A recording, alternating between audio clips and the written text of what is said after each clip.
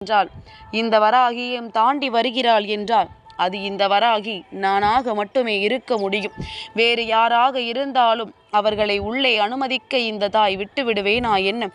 எப்பேற்பட்ட சக்தியாக இருந்தாலும் என் குழந்தையே, அது இந்த வராகி என்னை தாண்டித்தானே உள்ளே வர வேண்டும். அப்படி இருக்கும் பொழுது நான் விட்டு விடுவேனா? என்ன நடந்தாலும் அதற்கு நான் அனுமதி கொடுப்பேனா? ஆனால் இன்று என்னையும் மீறி உன் இல்லத்திற்குள் நானே வரப்போகின்றேன். அதற்குத்தான் அம்மா சொல்லி இருக்கின்றேன், இன்று இரவு நான் தங்கிவிட்டேன், ஆனால் உன் இல்லத்தில் ஒரு மாற்றம் நடக்கும் என்று. அது என்னவென்று நீ உணர வேண்டும் அல்லவா? என் குழந்தையே, அம்மா பொறுத்திருந்து பார்த்தேன்.